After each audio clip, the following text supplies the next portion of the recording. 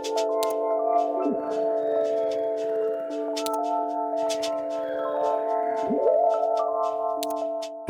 everyone, welcome back to the next cinema channel. Balik lagi bersama gue di segmen 7 film terbaik dari para aktor Indonesia dan mancanegara yang bisa buat kalian terhibur sama film-filmnya. Nah, kali ini gue punya film-film terbaik dari aktris cantik yang baru saja resmi menyelesaikan pendidikan S2 di Stanford University gelar Master of Art dan Master of Business Administration. Yap, siapa lagi kalau bukan Maudy Ayunda.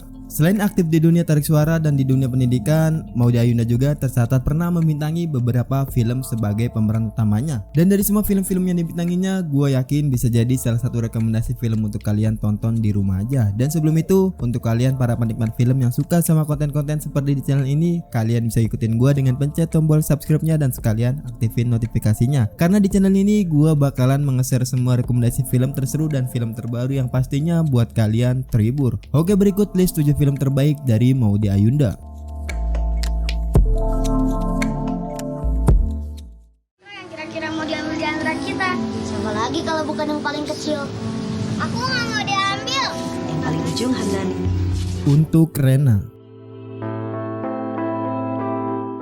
Untuk Rena adalah film pertama yang dibintangi Maudy Ayunda sendiri. Menceritakan tentang Rena, anak berusia 11 tahun yang sejak kecil tinggal di rumah Matahari, panti asuhan yang damai dan penuh tawa. Setiap ada calon orang tua, dia selalu berulah untuk mencegah adik-adiknya diadopsi. Suatu hari dia bertemu dengan Yuda yang lambat laun rutin mengunjungi panti asuhan tersebut dan kini dekat dengan dirinya. Nah, walaupun baru pertama kali berakting, Maudy menunjukkan bakatnya sebagai aktris berbakat dengan mendalami perannya di setiap adegan dan membawanya memenangkan kategori aktris utama terpilih di ajang Festival Film Jakarta. Durasi yang cukup panjang gak membuat film ini monoton dan membosankan, karena Kay selaku sang penulis punya sejumlah tokoh ciptaannya yang punya porsi gak terlampau batas, tapi mampu menarik perhatian. Nah, sang sutradara juga sangat telaten mengatur ritme sehingga cerita sesederhana ini juga masih bisa dibengkak-bengkokkan. Jadinya memang sulit mencari kelemahan di film untuk Rena sendiri. Untuk Rena dengan menampilkan debutnya Maudy Ayunda ini di rating 7,4 di IMDb.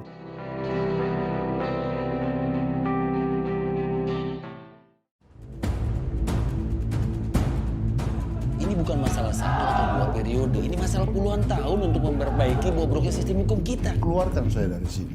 2014, Siapa di Atas Presiden.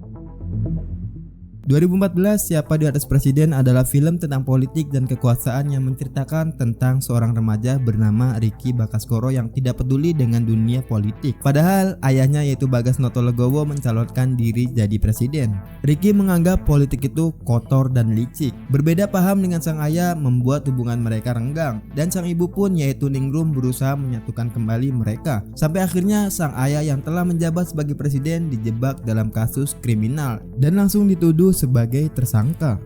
Nggak bisa dipungkiri 2014 memang mengadaptasi situasi dan kondisi Indonesia, terutama sistem politiknya. Hanya aja demi tujuannya untuk menghibur serta bermain aman, film ini memilih jalan fiksi untuk membeberkan ceritanya. Pilihan tersebut kemudian membuat 2014 lebih leluasa menambahkan banyak hal ke dalam filmnya, bermain-main dengan cerita sekaligus karakter-karakternya. Dan ada nama Rizky Nazar dan Maudy Ayunda yang nggak hanya berjualan tampang, tapi sanggup beri bukti jika mereka berdua nggak mau kalah beradu akting dengan pelakon lainnya yang notabene lebih senior. Sebut aja ada nama Atika, Rio Dewanto, Doni Damara, dan yang lainnya.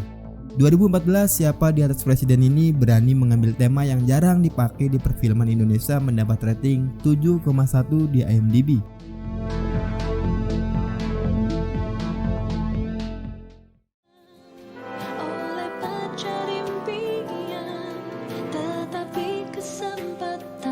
Lo jangan macem-macem sama gue, Vin. Malaikat Tanpa Sayap.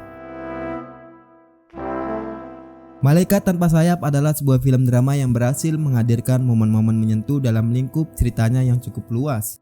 Menceritakan tentang Vino, seorang remaja yang memiliki hubungan yang kurang begitu dekat dengan keluarganya, khususnya setelah ayahnya yaitu Amir mengalami kebangkrutan akibat ditipu oleh teman bisnisnya. Kebangkrutan Amir kemudian membuat keluarganya semakin berantakan setelah istrinya yaitu Mirna memilih untuk meninggalkan dirinya dan kedua anaknya yaitu Vino dan Mina yang masih berusia 5 tahun. Departemen akting Malaikat Tanpa Sayap begitu tampil sangat memuaskan. Penampilan yang paling memorable dapat didapat dari film ini mungkin diberikan oleh Maudy Ayunda dan Surya Saputra yang begitu mampu untuk menghidupkan karakternya dengan baik sekaligus memberikan berbagai sentuhan emosi yang tepat di saat karakter yang mereka mainkan memang membutuhkan itu. Film ini juga memanfaatkan momen-momen kematian untuk menyajikan kisah romansa yang menyentuh pada penontonnya. Namun sang sutradara mampu menghadirkan momen-momen standar tersebut secara alami, nggak pernah memaksa penontonnya untuk merasa tersentuh dengan kisah yang dihadirkan dan menyajikannya dengan begitu ringan namun tetap berisi dan emosional. Malaikat Tanpa Sayap merupakan film romance yang dibarengi dengan drama keluarga sedih ini di rating 7,8 di IMDb.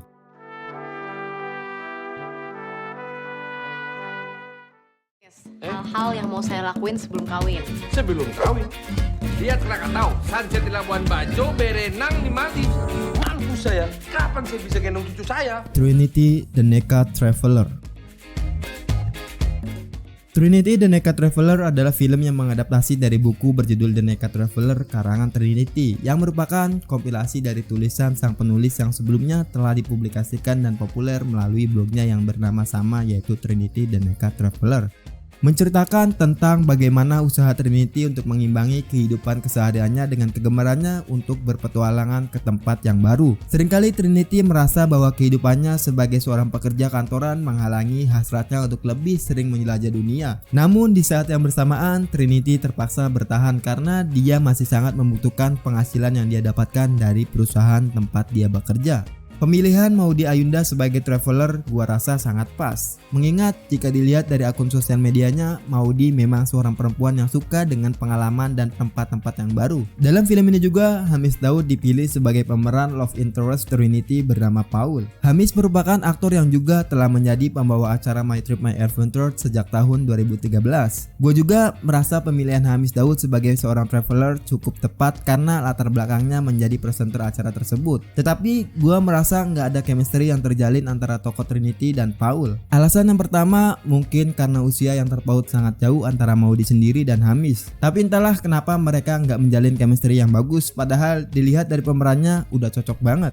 Trinity The Naked Traveler memberikan pemandangan indah Indonesia ini di rating 7,2 di IMDb.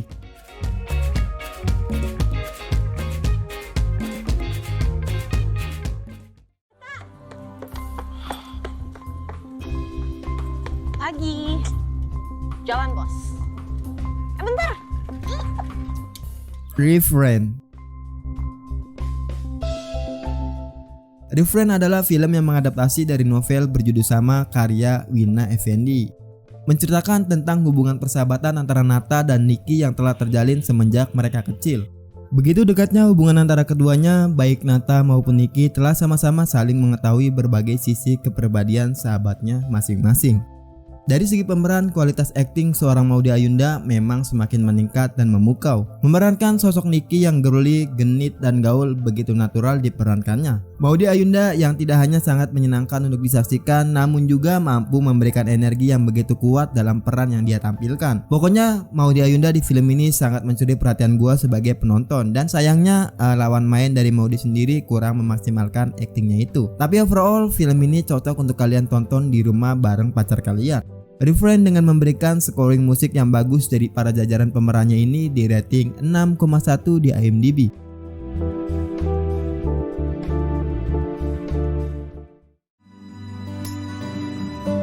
Oke, cheers. Pura-pura ninja.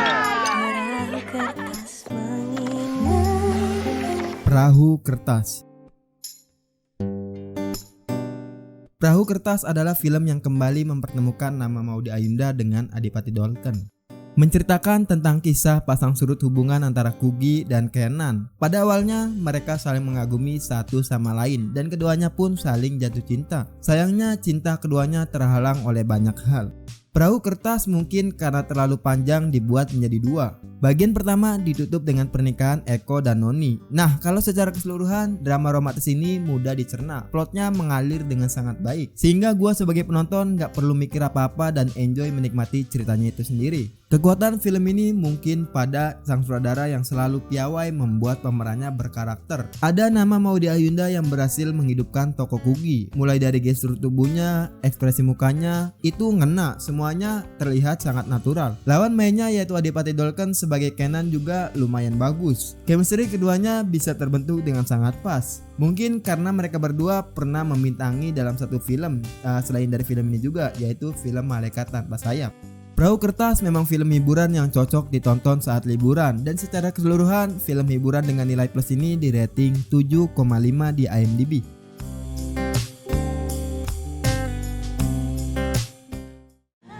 Belajarlah dengan baik.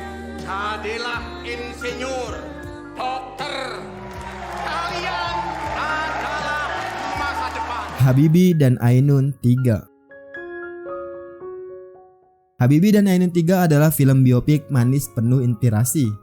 Menceritakan tentang Ainun yang bercita-cita ingin menjadi seorang dokter karena dia ingin bisa membantu banyak orang yang sedang sakit seperti sang ibunya. Namun pada saat itu banyak yang meragukan kemampuan Ainun karena dia seorang perempuan. Pada tahun 60-an gak banyak perempuan yang bisa menjadi dokter. Bahkan dosennya sendiri yaitu Husodo meragukannya juga. Namun Ainun gak menyerah dengan semua itu. Di sisi lain juga di masa kuliah Ainun ia bertemu dengan cinta pertamanya yaitu Ahmad. Ahmad yang pintar, kritis dan romantis membuat Ainun luluh.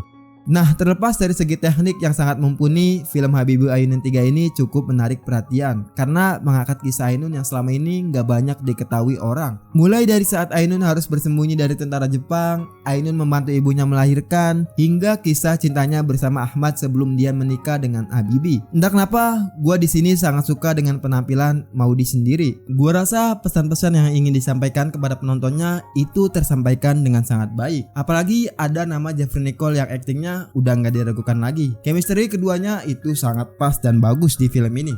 Habibie dan Ainun 3 dengan mengambil kisah masa lalu Bu Ainun ini di rating 7,2 di IMDb.